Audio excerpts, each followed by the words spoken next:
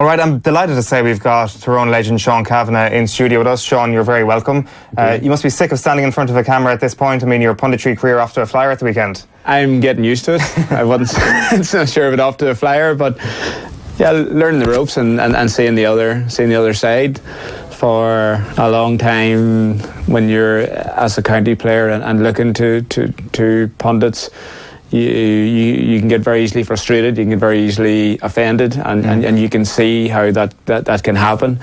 But when you're a player, you're in that bubble, you're not always thinking holistically, you're not always thinking, you become very protective of your teammates and yourself.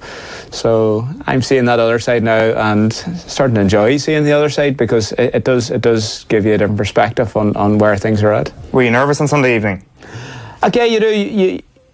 I think the biggest thing is trying to ensure that you give everyone a fair trial, and you don't want to. I suppose at the early stages where I'm at, I don't want to. I want to ensure things are pointed out about even some of the lesser teams, so-called lesser teams, and you want to be fair to everyone. And whenever there's so many games to analyse, whenever there's 5 or 6 games that are coming in, and you're only, you're not always getting the time to completely go through the game from start to finish. Whenever you have 4 or 5 games analysed and you have 3 hours to do it, you're flicking through. And I'm conscious, coming from a player's environment myself, that you want to ensure what's important is highlighted.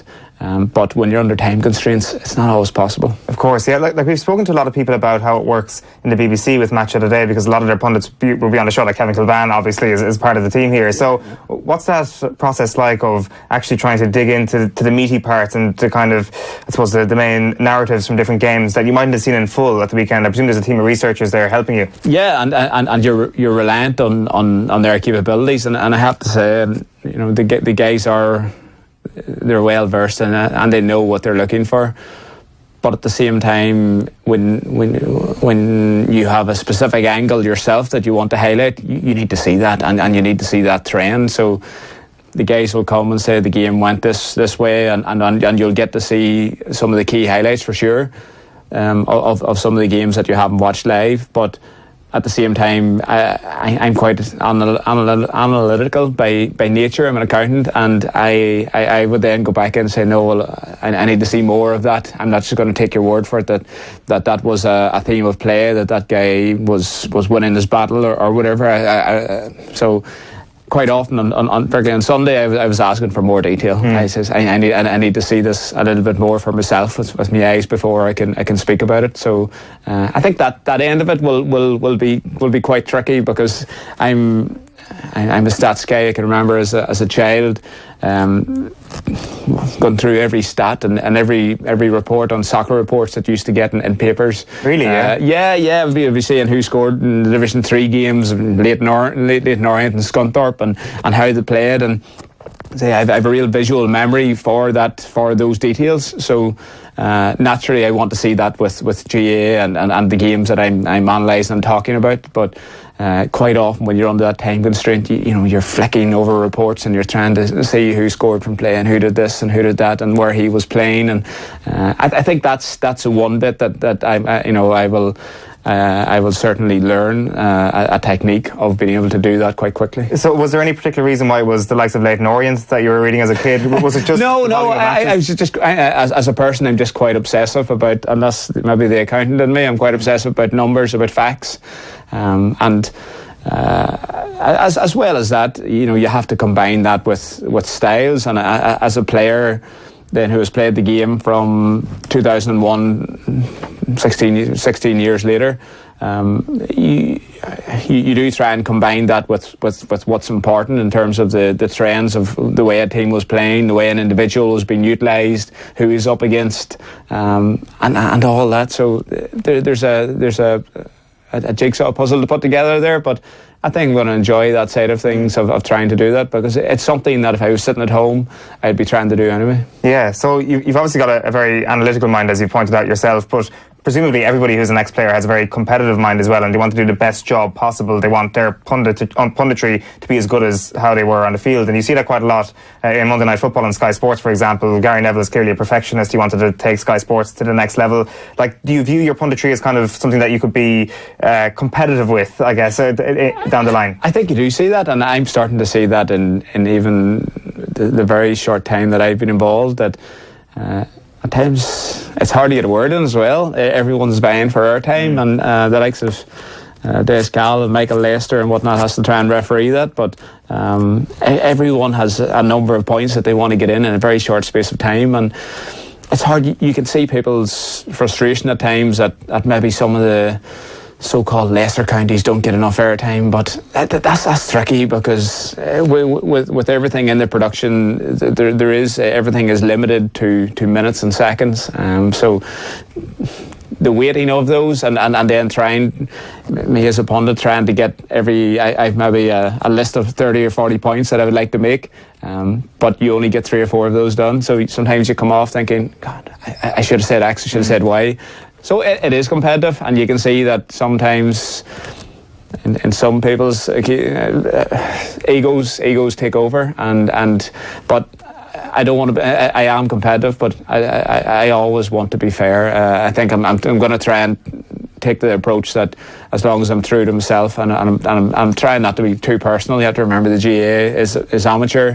I've sat there on a Sunday night being run down myself as a player, and then having to get up on Monday morning, go to work, take phone calls about that, and that's not easy either. Is there anybody you're sharing a corridor with down in Montrose at the moment who would have been giving you a rundown at the weekend? There's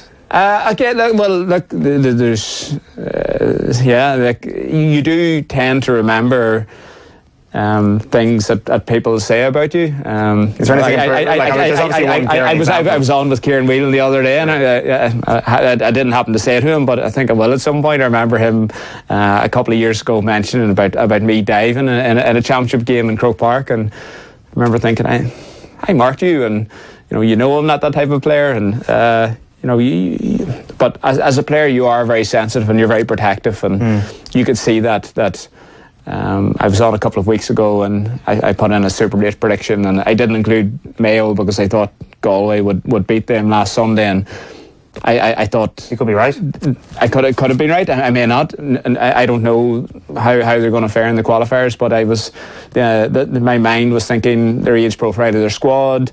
If they catch a Tyrone or Monaghan, it could be a tough early round game.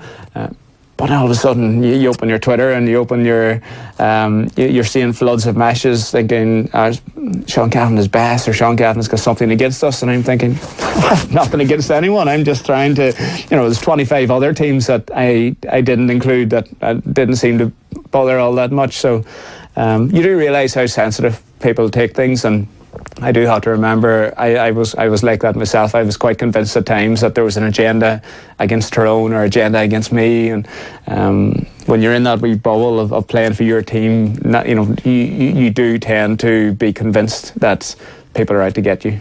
For sure. Do you think you're going to find it difficult to, if the opportunity presents itself and Tyrone needs to be rightfully bashed or something, not that will happen this summer, but maybe bashed is the wrong word, if you have to critique this Tyrone team in quite a harsh manner, are you going to find it hard to do that? It's not just because of former teammates, like your own brothers in the squad. You will feel a connection there. There's a connection there, but I don't think that will be an issue. Because I've been playing for so long, there's probably been 4 or 5 different teams that I've played with. So it's not as if I've any unbelievably close connection with the most recent team of last year or the year before.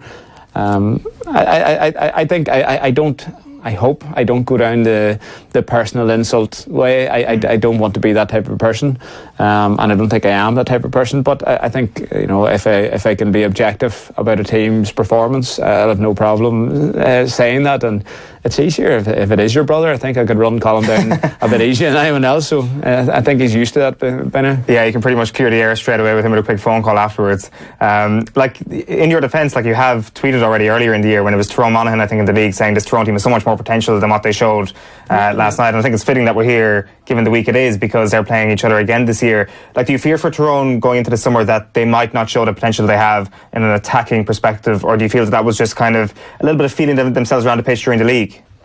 It's hard to say where Tyrone or Monaghan are really at the moment. Both, I think everyone knows that they are within the top 8 or top 6, but I think Sunday will a bit like the Galway Mayo game last Sunday. Sunday will really tell us whether they are capable of pushing on that little bit more. And I think most people recognise at Tyrone and the game we had with Dublin last summer pinpointed that if we are to kick on to the next level, we need that attacking prowess. Dublin do it so well. Dublin drop players back when they need to drop players back, and they will attack ferociously whenever they need to do that. So Dublin have that adaptability within their team at the moment.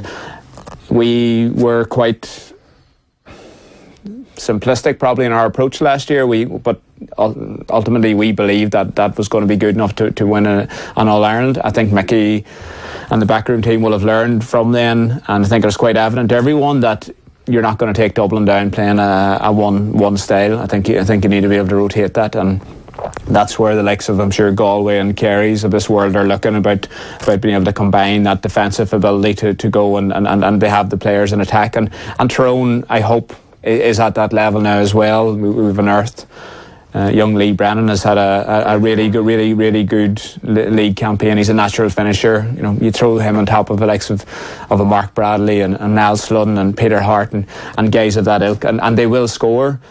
The big question is whether Mickey is going to put them in a formation that's going to allow him to flourish, or whether we will resort to type A, which is probably that similar counter-attack game plan that we had for the last number of years. So that's a question that's there. Stephen O'Neill has been brought in to probably answer that and to try and put a bit more kicking and speed of play into our attack, but Sunday will tell the tale. Yeah, it'll be very interesting. Well, you've been in Omagh many a time for a big championship game. Enjoy it as a fan, and we'll speak to you again soon. Sean Cavanagh, thank you very much. Thanks a million.